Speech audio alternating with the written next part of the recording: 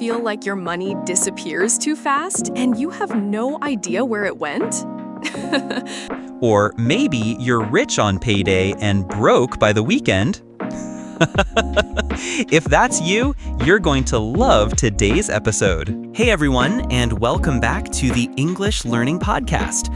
I'm John, your friendly English coach and partner in crime on this amazing language journey. Whether you're here to improve your speaking, nail that tricky grammar, or just have some laughs along the way, you're in the right place. Now, before we jump in, let me just say, learning English can be a roller coaster, right? Sometimes you feel like a language pro, and other times you're like, wait, what was that again? But hey, that's exactly why we're here, to make it easier, fun, and totally stress-free. So grab your headphones, get cozy, and get ready to boost your English skills with some cool tips, real-life examples, and maybe a little bit of silly humor too. Ready? Let's get started. And I'm Sara. Hey everyone, so glad you're here with us today. We've got something super useful lined up for you. We're diving deep into a real-life topic that affects pretty much everyone, budgeting. Yep, that thing that sounds boring but actually can save you a ton of stress and money. I know. Budgeting might make you think of strict rules and no fun. But trust me, we're going to make it simple, practical, and maybe even a little bit entertaining. Because managing your money doesn't have to be scary or confusing. It's all about learning smart tricks, understanding where your cash really goes, and making it work for you. So whether you're a total budgeting newbie or someone who's tried and failed a bunch of times, been there, done that, this episode is packed with tips and real talk that you can start using right away. Let's jump in. Money, yeah, it's something we all deal with every single day, no matter who you are or what your situation is. Whether you're juggling expenses for a big family, splitting bills with roommates, or just handling your own personal spending, budgeting is the secret sauce that helps you stay on top of it all. And let's be honest, sometimes managing money feels like trying to herd cats or solve a puzzle where the pieces keep changing. But that's why learning how to budget is so important.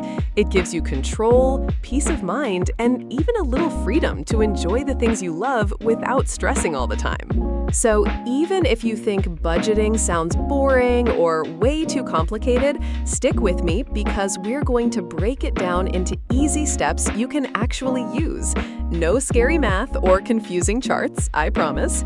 And if you've ever felt like your money just magically disappears faster than you can say payday, you're definitely not alone. And that's not all. Budgeting isn't just about keeping track of what you spend. It's also a powerful tool that helps you save money for those big dreams, reduce stress when bills pile up, and plan smartly for the future you want. Imagine finally being able to take that vacation, buy that gadget, or just relax without worrying about money all the time. But hey, before we dive too deep and get all serious, let's take a quick pit stop and cover some key vocabulary that will make everything much easier to understand. Because let's face it, sometimes the financial words and jargon out there can feel like a secret code designed to confuse us. So, buckle up. These words will be your new best friends on your budgeting journey. Ready? Let's go. All right, let's kick things off with the word budget. Now, this little word is more powerful than you might think because it can actually be used as both a noun and a verb. Yup, English loves to keep us on our toes. As a noun, a budget means the amount of money you plan to spend or have available. Like, my monthly budget for coffee is way too high. And as a verb, to budget means the action of planning how to spend your money. So you might say, I need to budget better so I don't run out of cash before payday. See? Same word, two different jobs. Pretty sneaky, right? Don't worry, we'll take it slow and make sure you understand both uses perfectly, with some fun examples coming up next. Right on. So when we talk about budget as a noun, think of it like your personal money map, a plan that shows exactly how you're going to spend your cash. It's like saying, This month, I'll spend $50 on groceries, $20 on coffee, and maybe save a little for that cool gadget I want. It's your financial game plan. Now, when we flip it and use to budget as a verb, it means actually sitting down and making that plan, and then sticking to it. It's like telling yourself, okay, no more spontaneous pizza orders this week. Because let's be honest, sometimes following a budget feels like a test of willpower, right? But here's the trick. Budgeting isn't about being strict or boring, it's about being smart and in control. So creating and following your budget plan helps you avoid those, wait, where did my money go moments. Stick with it, and budgeting will soon feel like second nature, your secret weapon for stress-free spending. Here's a great example to help you understand how to use the word budget in real life. You might say, we made a monthly budget to avoid overspending, which means you've created a clear plan for how much money you'll spend each month so you don't accidentally blow it all at once. Or, when you use it as a verb, you could say, we are budgeting our income more carefully this year, which means you're actively planning and managing your money to make sure it lasts longer and goes to the right places. And let me tell you, sometimes budgeting feels like trying to eat just one cookie from the jar. But with a good plan, it's totally possible to stay on track and even enjoy a treat here and there. So whether you're setting your budget or budgeting every day, these examples will help you sound natural and confident in English. Perfect. Now that we've gone through some important budgeting words and examples, let's take it a step further. I want you to hear a short dialogue between two people. That way, you can listen to how these budgeting words come alive in real conversations. It's one thing to learn the words, but hearing them used naturally helps you remember them and understand their meaning better. Plus, this dialogue is pretty fun and relatable. You might even catch yourself laughing because, well, sometimes talking about money can be a little stressful, so it's nice to keep it light. So get ready, listen closely, and don't be shy to repeat after me or pause and think about what you hear. Ready? Let's jump right into it. Meet Mr. and Mrs. Carnwell, a busy couple who've decided it's time to get serious about their family's finances. They've scheduled a visit with a financial advisor to help them get a better handle on their spending habits and make a solid plan for the future. Between managing the kids' school expenses, paying the bills, and trying to save for that dream vacation, things have gotten a little overwhelming. You know how it is. Sometimes money just seems to slip through your fingers faster than you expect. So, with a bit of hope and maybe a few laughs along the way, Mr. and Mrs. Carnwell are ready to learn some smart budgeting tips that will help them take control without all the stress. Let's see how their conversation goes. Welcome, Mr. and Mrs. Carnwell. Please have a seat and make yourselves comfortable. I'm really glad you decided to take this important step toward managing your family's finances better. It's not always easy to talk about money. Sometimes it can feel a bit stressful or even confusing. But don't worry, we're going to take it one step at a time and make it as simple and clear as possible. Think of this as a friendly chat where we figure out what's working, what's not, and how you can create a plan that fits your lifestyle without giving up the things you enjoy. So, let's get started. Thank you so much for having us. Honestly, we've realized that our spending has completely skyrocketed lately. It feels like money just disappears the moment it hits our account. Between the kids' activities, groceries, unexpected bills, and those little treats we keep telling ourselves are just once, it's gotten a bit out of control. We know it's definitely time to start budgeting properly and get a better grip on where every dollar goes.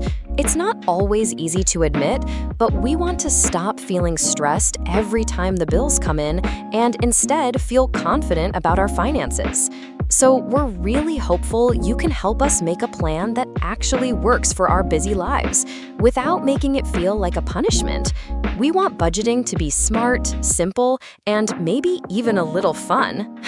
Our household income is relatively high, so we've never really had problems. But that's probably why our spending is out of control. We have 2 kids, we give them allowances, pay off their credit cards, and then there's the mortgage and car payments. With the recent economic downturn, my husband's business took a hit. So now, we really need help creating a solid family budget. You've definitely come to the right place. The first step in getting your finances under control is to understand your cash flow. That means figuring out exactly how much money is coming in each month from all sources, like salaries, investments, or any side gigs you might have. It's like getting a full picture of the money river flowing into your family's budget. Once we have that clear, we can start allocating or dividing your spending into important categories. Things like your mortgage or rent, the kids' education costs, groceries, utilities, and even those little extras that sneak up on us. Sometimes it feels like expenses pop out of nowhere. But having a plan for each category helps you avoid surprises and stay on track. Remember, budgeting isn't about cutting out all the fun. It's about making sure the money you have goes exactly where you want it to, and maybe even saving a little extra for those special moments. So, let's roll up our sleeves and get started with the numbers. Next, bring all your receipts from the last 2 to 3 months. We'll look at your expenditures, what you're spending, and see what can be reduced. Fixed costs, like mortgage, stay the same, but variable costs, like entertainment and shopping, can usually be trimmed. That really makes a lot of sense. I guess we've been a bit all over the place when it comes to tracking our money. Sometimes it feels like we're just guessing where it all goes, which, looking back, probably isn't the best strategy. We're definitely on board with taking a more organized approach, figuring out exactly how much is coming in each month, and then deciding how to divide it up wisely. It sounds like the kind of plan that can actually help us stop worrying so much about money and instead give us some peace of mind. So yeah, we'll do that. We're ready to roll up our sleeves and get this budgeting thing started, hopefully with fewer surprises and maybe even some laughs along the way. Oh, and before we move on, here's a little secret tip that might sound a bit extreme, but trust me, it works. If you really want to save some serious money and avoid those oops moments, consider throwing away half your credit cards. Yep, I know it sounds harsh, but having fewer cards makes it much harder to overspend or get tangled up in debt. Think about it. Credit cards can be sneaky little temptations, popping up with special offers, rewards, or just that buy now, pay later feeling that's way too easy to fall for. So, by cutting down on how many you carry around, you're giving yourself a simple but powerful tool to stay on track with your budget. Of course, I'm not saying literally throw them in the trash, unless you want to, but seriously, limiting them can help you stay focused, spend smarter, and save more in the long run. Plus, it's a fun challenge that might even make budgeting feel less stressful and more manageable. What do you think? Wow, that was such a helpful dialogue packed with so many useful terms and expressions about budgeting and managing money. Sometimes when you hear all those new words together, it can feel a little overwhelming, like trying to catch a bunch of butterflies at once. But don't worry, that's exactly why we're here. Let's take a deep breath and go through some of those important terms step by step so you can really understand what they mean and how to use them yourself. Breaking things down into smaller pieces always makes learning easier and way more fun. So get ready. We're going to review these words slowly with clear explanations and maybe even a few more laughs along the way. Let's dive in. All right, let's start with the first important term, household income. This one's pretty straightforward, but super important when it comes to budgeting. Household income means the total amount of money earned by everyone living in the house, whether it's from jobs, freelance work, side hustles, or any other source of income. So, for example, if both parents are working and each earns $3,000 a month, then the total household income would be $6,000. Simple math, right? But sometimes people forget to add in all the little sources, like part-time jobs or even rental income from that spare room you barely remember exists. Every bit counts. Understanding your household income is like knowing how much fuel you've got in the tank before starting a long road trip. It's the base of your budget, because if you don't know how much is coming in, how can you figure out what's safe to spend? So always start with this number when planning your finances. Trust me, it makes the whole process way easier. Next up, we've got the word allowance, and this one can be used in a few different situations, but the idea is always the same. It's a small amount of money that's given to someone regularly. The most common example? Yep, kids. Many parents give their children a weekly or monthly allowance so they can learn how to manage money, save up for things they want, or, let's be honest, spend it all on candy in 5 minutes. But allowances aren't just for kids. In the workplace, companies might give travel allowances or food allowances to employees to cover costs while working. So, if your job sends you on a trip, they might give you a daily allowance for meals or transport. Whether it's helping a child build money habits or making sure employees aren't paying out of pocket, an allowance is all about providing a set amount of money for a specific purpose. Just don't be surprised if that specific purpose ends up being ice cream. All right, let's break down the next important term, economic downturn. Now, this one might sound a little serious, and honestly, it kind of is. An economic downturn is when the economy starts to struggle. That means businesses slow down, people earn less, job opportunities shrink, and everyday folks start to feel the pressure in their wallets. Yep, it's that time when prices feel high, paychecks feel small, and the stress levels, well, they're definitely not on vacation. During an economic downturn, companies might cut jobs or reduce hours, which affects people's household income and makes budgeting even more important. That's why learning to manage your money smartly becomes a superpower during tough times. But here's the good news. Downturns don't last forever. The economy, like life, has its ups and downs. So don't panic. Just be prepared, stay informed, and yes, maybe hold off on buying that gold-plated pizza oven for now. Now let's talk about a super useful phrase, allocate spending. This basically means deciding, on purpose, where your money will go before you actually spend it. Think of it like giving each dollar a job. For example, you might say, okay, 30% of my income goes to rent, 20% to food, 10% to savings, and so on. It's kind of like being the boss of your own money. And trust me, your money needs a boss. When you allocate your spending, you're creating a plan that helps you avoid running out of money halfway through the month. No more, oops, I forgot to save for electricity moments. It gives you control and makes your financial life way less stressful. So next time you get paid, take a few minutes to think about where that money should go. It's a small habit that can make a big difference. Budgeting becomes less about restriction and more about direction. All right, next up is a slightly fancier word you might hear in financial conversations, expenditures. Don't worry, it's just the formal way of saying the money you spend. Yep, that's it. So instead of saying, here's what I spent money on, you can say, these are my monthly expenditures. Sounds pretty professional, right? For example, you might hear someone say, our monthly expenditures include rent, groceries, and utility bills. It's the same as saying, this is where all our money goes each month, but with a touch of class. This word often shows up in reports, budgets, or formal settings, like when you're speaking with a financial advisor or reading a bank document. But even in everyday life, it's good to know it.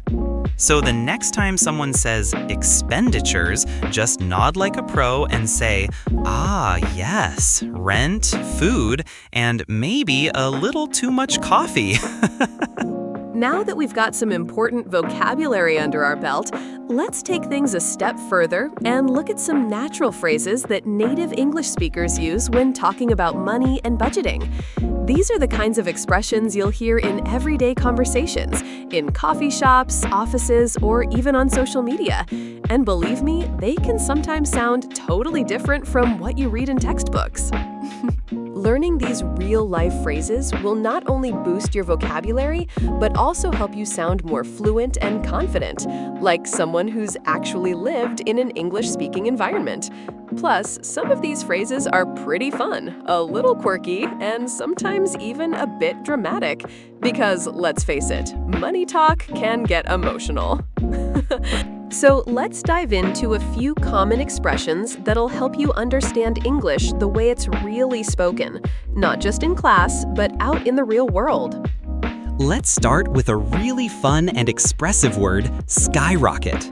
When something skyrockets, it means it increases super fast, like up, up, and away.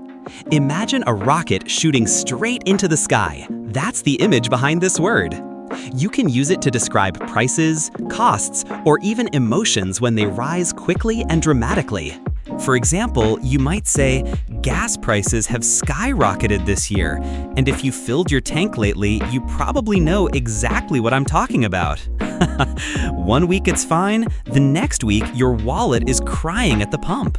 You can also use this word in other contexts, like, my stress levels skyrocketed before the exam, or her popularity on social media skyrocketed overnight.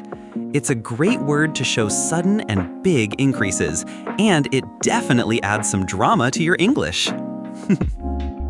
All right, let's talk about a phrase you've probably heard before, out of control.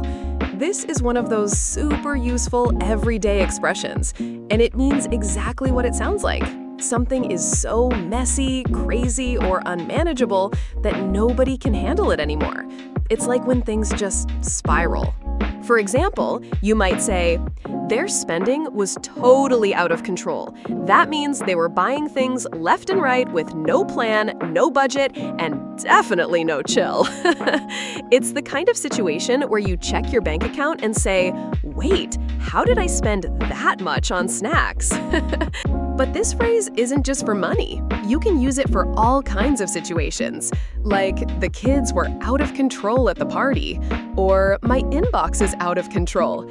Anytime things get wild, chaotic, or just too much to handle, this phrase is your go-to. And let's be honest, we've all had a few out-of-control moments, haven't we? Let's break down another great phrase. You've come to the right place. This is a super friendly and confident way of saying, I can help you, or you're exactly where you need to be.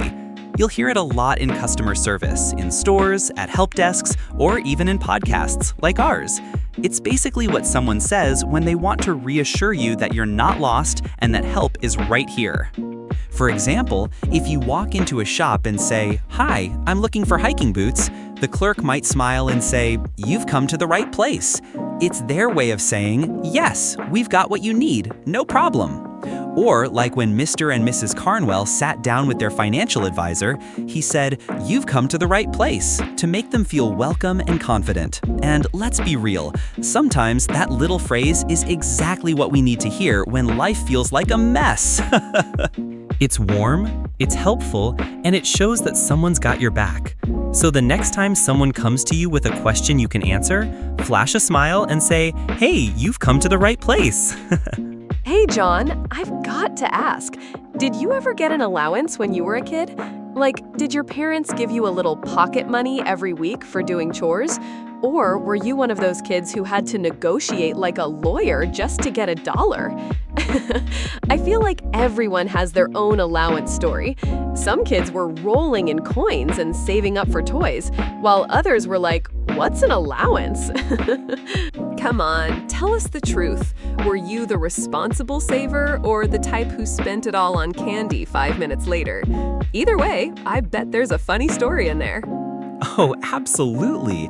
I used to get $5 a week as my allowance, but it wasn't just handed to me on a silver platter. Nope, I had to earn every single cent by mowing the lawn. And let me tell you, that lawn wasn't small. It was like a jungle out there, full of weeds and who knows what else. So, by the time I finished, I was sweaty, tired, and definitely ready for a cold drink. But looking back, that little chore really taught me the value of money. It wasn't just about having cash to spend, it was about working for it, being responsible, and making smart choices. Plus, it gave me a great excuse to avoid other chores. I'd say, sure, I'll mow the lawn, just don't ask me to do the dishes. That's such a great lesson, John. Budgeting isn't just about pinching pennies or trying to save every last dime.